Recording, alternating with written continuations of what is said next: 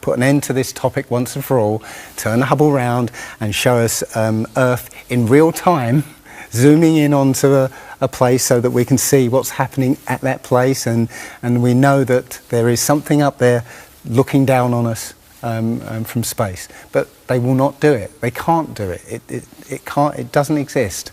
It literally doesn't exist. It's all fraud. It's all fake. Pretty much everything NASA puts out is fraudulent. Nobody has actually really gone all the way across Antarctica. Yeah. Now there are millionaires out there who could assemble the resources to make an expedition and completely go across and chart Antarctica and make a name for themselves, being the first person to do that. Yeah. But nobody ever does. Now you can actually measure the temperature of the moonlight next to the temperature of the shade of the moonlight, and you'll find the moonlight is colder than the shade, the opposite from the sun. So the moon is throwing out its own light, and that light is the opposite from the sun. Now, that tells you that it's not reflecting the sun's light. It's producing its own, and its light is different from the sun's. So, the scientific community have not told us this, because they won't tell us this, because it destroys this idea that the sun is lighting up the moon.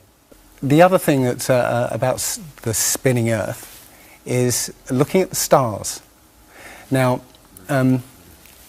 directly above the axis of spin is the pole star, Polaris, okay, directly over the North Pole.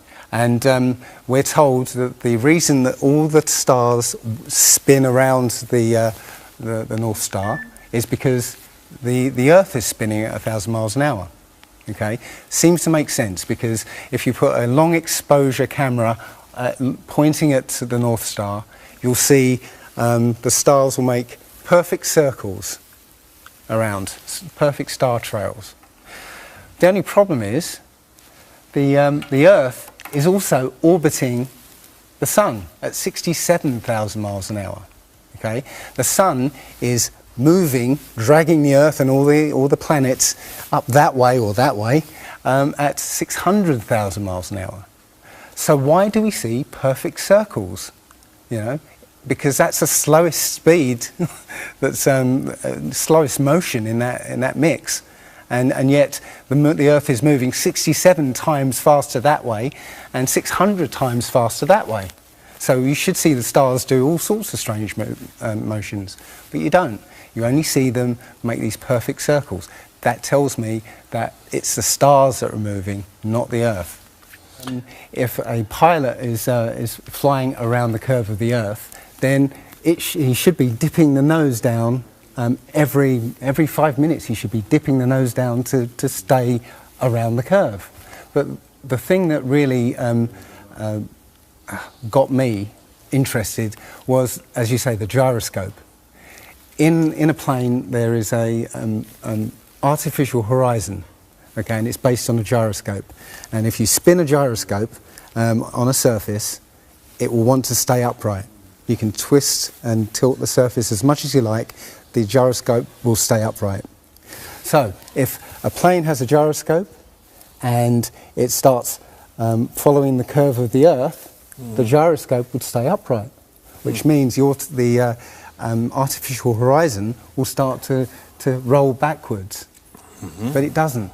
That's absolute proof that a plane flies over a flat surface rather than a curved one. Because I asked the pilot on my last flight, do you ever notice the artificial horizon rolling backwards? He said, no, but the artificial horizon has complex electronics in it to make sure it knows where it is on the Earth and it compensates. But I went to the manufacturer of the artificial horizon, and they confirmed to me that it's completely mechanical, nothing electronic in it whatsoever. So it's literally just a gyroscope that can freely move. So that right there is proof to me that planes fly over a plane.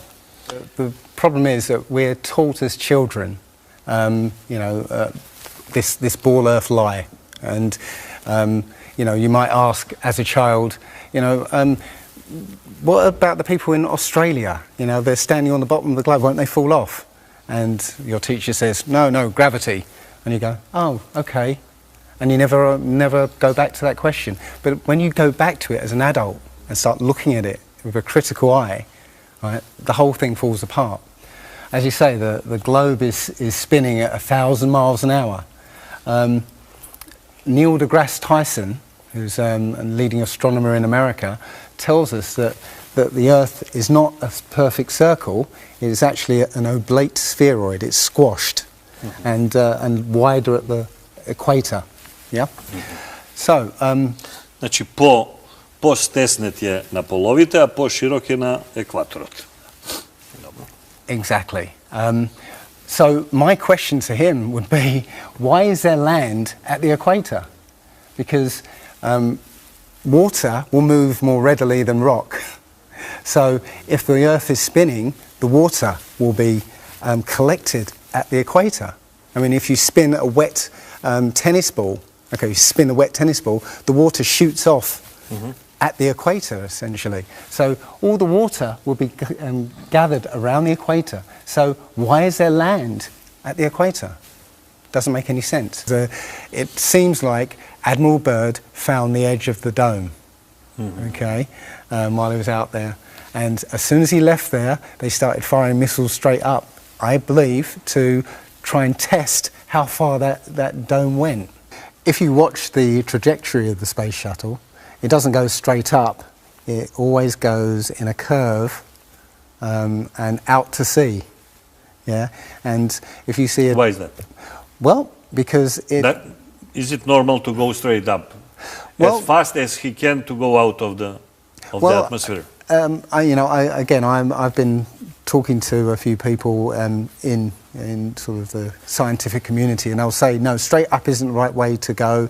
You have to sort of go sort of around the curve and get speed to get into orbit.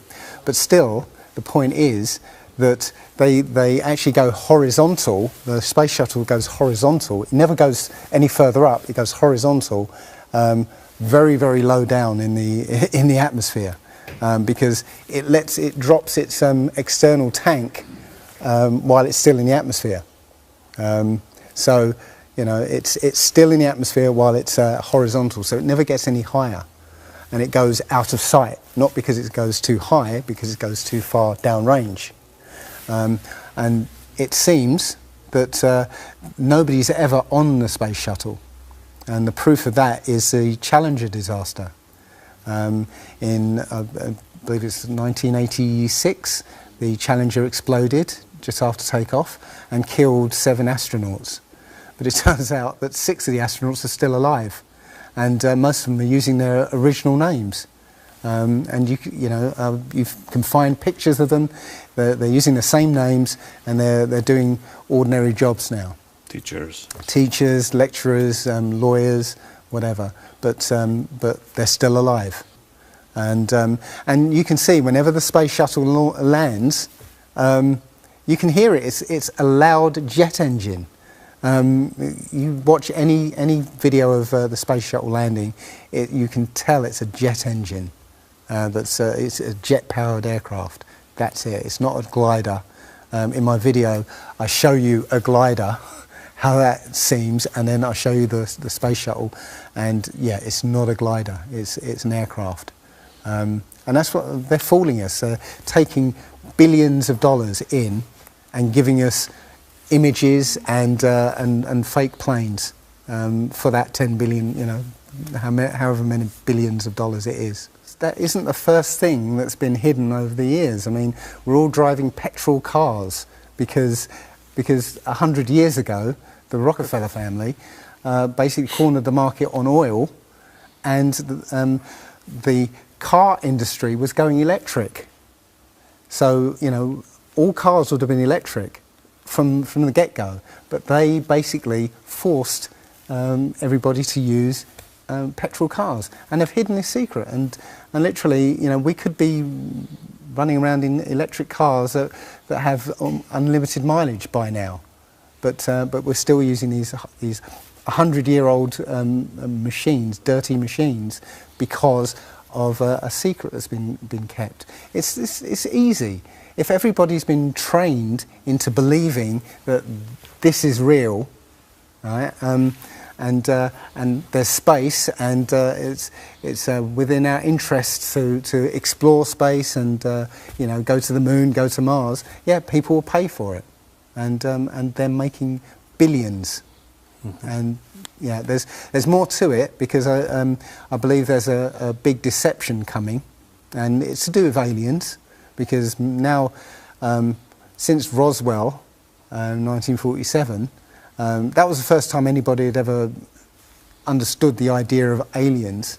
But since then, we've been bombarded with science fiction and the idea of aliens, and most people believe there are aliens out there. So they've prepared us for an alien invasion or an alien saviour.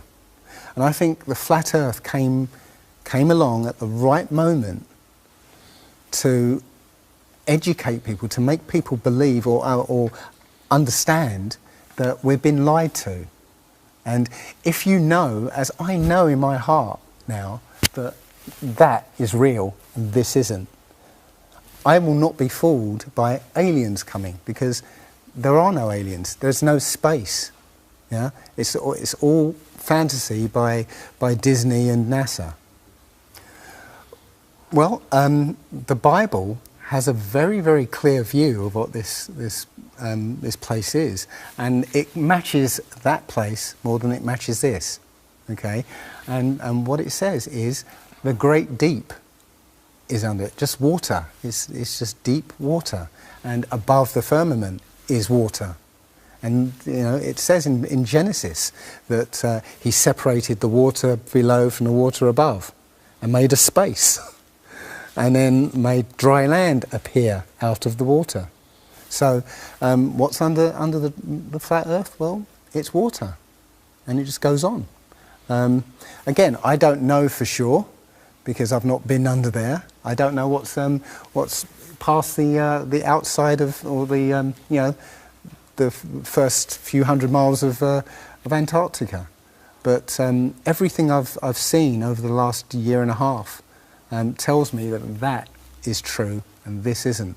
And I'm starting to believe and trust my intuition about this.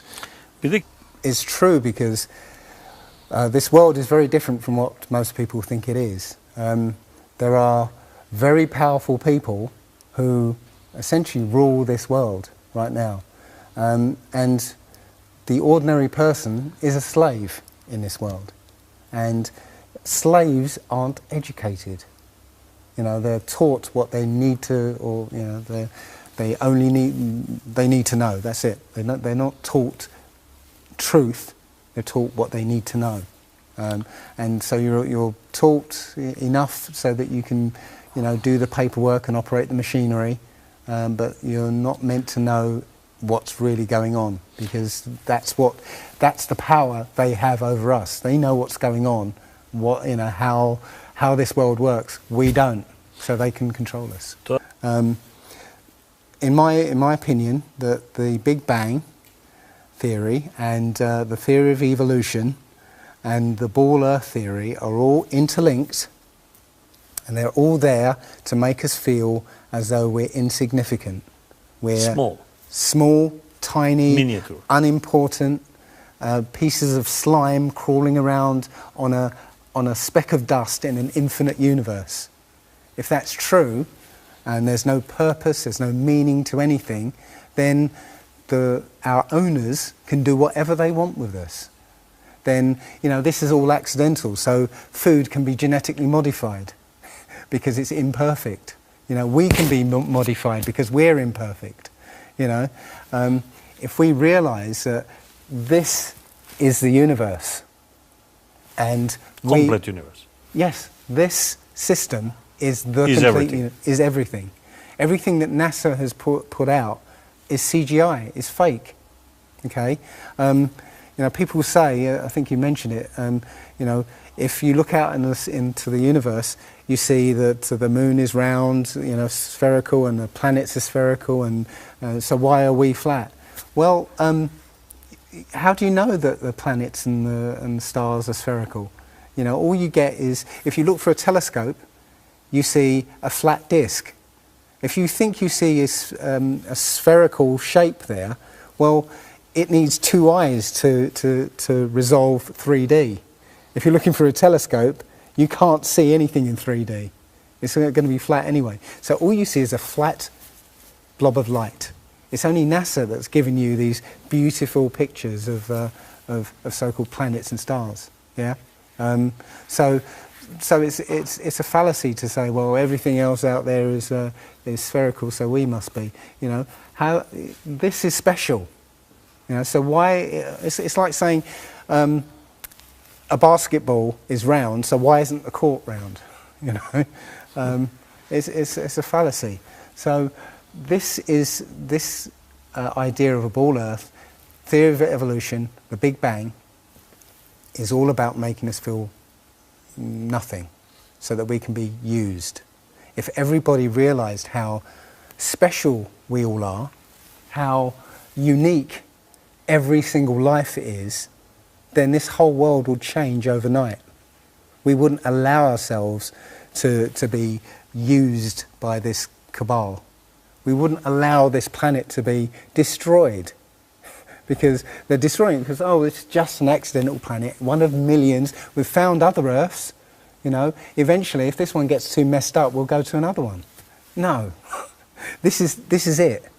So if we all realise that, then we wouldn't allow all these things that are going on. It's all about control. There are a small group of people who want to control the world, and because there's so many of us out there, you know, they can't control us directly. They can't, you know, this small group of people can't, you know, come round to all of us and control us directly. So they must use our own minds, our own hearts and minds against ourselves. And this is what they've done. They've educated us into this world, into this globe spinning, you know, heliocentric Big Bang evolution world, which makes us nothing. And as soon as we change that, this is amazing, because when I first started looking, it was about 1.5 years ago, I looked on YouTube and there were maybe about 100 videos, not even that probably, and nobody was talking about it, right? And then over 2015, it exploded. There are thousands and thousands and thousands of people looking at Flat Earth now. And what happens is that you'll watch something or read something, and something will strike a chord in your mind, and you'll think, yeah, I've always wondered that. And what will happen is you will start feverishly researching. I mean, what happened to me was, as soon as I got that, I spent every waking hour looking for things and testing things, and this seems to be replicated with thousands of people around the world who suddenly come into this. They start, you know, researching and getting a passion for this, because this is what I think, it's the truth, and we recognise the truth when we hear it, and we feel it, and this I believe has come at the exact right time, so that we awaken to what's going on in the world. Nothing else, you know, 9/11 even hasn't awoken people, right, to this extent. You know, for me, I've been an atheist for 40 years. From the age of 13, you know, I didn't want anything to do with God and Bibles and whatever and religions. And now I know for a fact there is a creator. There are only two possibilities. Either there is a God or there isn't. And both of them are terrifying. Yeah. If there isn't a God, then nobody's in control. We're hurtling through space, and there's no plan, and there's no nothing, and you know, that's terrifying. If there is a God, then we'd better find out who he is and what he wants and do exactly what he says. And it turns out that he gave us very specific instructions on how to live. And they're not rules as in, you know, laws that you know, that you must follow because you know, or put you in prison if you don't. No, these are rules to live by, to make a harmonious world. You know, don't harm anyone, don't kill anybody, don't steal from people. You know, don't covet people's items. You know, Don't lie. Don't lie. I mean, these things are written in our hearts anyway. Yeah, but we're in a society that that legalizes all of the 10 Commandments. You know, the policemen and soldiers can kill. They're allowed to kill. Yeah, you know. Politicians can lie. They can lie. They are lying all the time. They're lying all the time. Police have been told that they are allowed to lie to try and get to catch somebody. Yeah, they're allowed to lie. Everything in the 10 Commandments is legalized in this society. That tells you who runs this society. Yeah. So yeah, this is a profound movement. I don't like using the word movement, but it's a profound shift in consciousness for people because, and like any other topic that's come out in the last few years, this one has made people realise that they've been lied to.